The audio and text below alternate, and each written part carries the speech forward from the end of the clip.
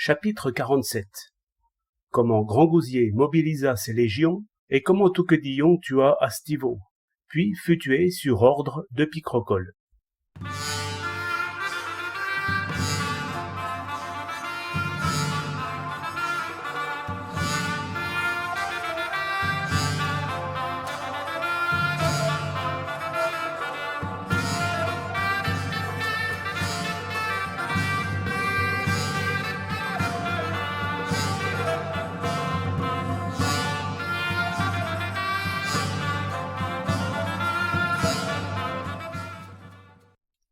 Dans le même temps, ceux de Bessay, du Vieux-Marché, du Bourg-Saint-Jacques, du Traîneau, de Parilly, de Rivière, des Roches-Saint-Paul, du Vaux-Breton, de Pontilles, de Bréhémont, du Pont de Clame, de Cravant, de Grandmont, des Bourdes, de Lavée-aux-Mers, de Huime, de Segré, d'Ussé, de Saint-Louan, de Panzou, des Coudreaux, de Véron, de Coulaines, de Chouzé, de Varennes, de Bourgueil, de l'île Bouchard, du Croulet, de Narquet, de Cande, de Montsoreau et d'autres localités voisines, envoyèrent des délégations auprès de Grangousier pour lui dire qu'ils étaient avertis des torts que lui causait Picrocolle et qu'en vertu de leur ancienne alliance, ils lui offraient tout ce qui était en leur pouvoir, tant en hommes qu'en argent et autres fournitures de guerre. Le total de leur argent s'élevait, d'après leur compte, à 134 millions 2 écus et demi d'or. Les troupes comptaient 15 000 hommes d'armes, 32 000 chevaux légers, 89 000 arquebusiers, 140 000 mercenaires, 11 200 canons, double canons, basiliques et spiroles, 47 000 fantassins, le tout avec solde et ravitaillement pour 6 mois et 4 jours. Gargantua ne refusa ni n'accepta totalement cette offre, mais il leur dit, en les remerciant chaleureusement, qu'il conduirait cette guerre de telle façon qu'il ne serait pas nécessaire de mobiliser autant d'honnêtes gens.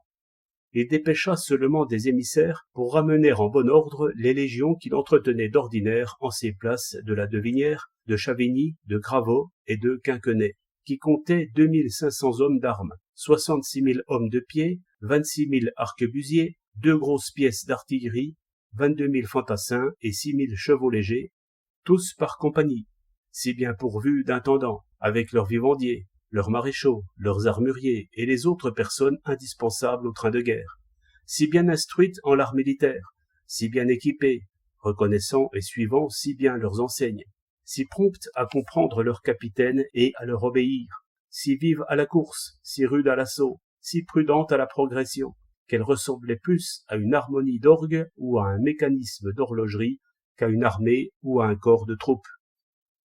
À son arrivée, Touquedillon se présenta à Picrocolle et lui raconta en détail ce qu'il avait fait et vu. À la fin, il lui conseillait fortement de conclure un arrangement avec Grangousier.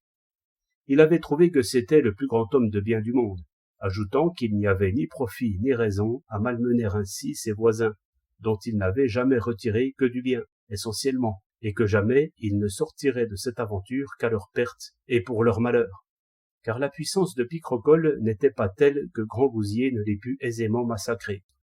Il n'avait pas achevé ces paroles que Astivo dit en haussant la voix. « Il est bien malheureux, le prince, que servent de tels gens, si faciles à corrompre. Je comprends que Touquedillon est de ceux-ci, car je vois que son attitude est tellement changée qu'il se serait volontiers joint à nos ennemis pour lutter contre nous et nous trahir, s'ils avaient voulu le retenir. Mais de même que la vertu est louée et estimée de tous, tant amis qu'ennemis, de même la perfidie est vite reconnue et manifeste. Et à supposer que les ennemis en usent à leur profit, ils ont toujours en horreur les perfides et les traîtres. » À ces mots, Touquedillon, hors de lui, tira son épée et en transperça Astivo un peu au-dessus de la mamelle gauche. Il en mourut sur le champ.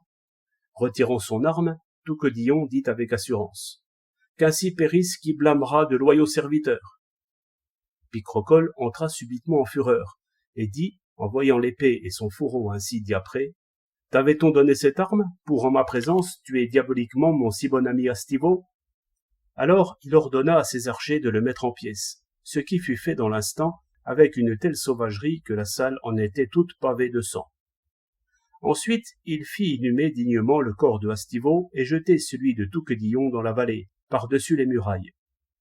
La nouvelle de ces atrocités se répandit dans toute l'armée, et plusieurs commencèrent à murmurer contre Picrocolle, si bien que Grippepineau lui dit « Seigneur, je ne sais comment se terminera cette affaire. Le moral de vos gens me semble mal assuré.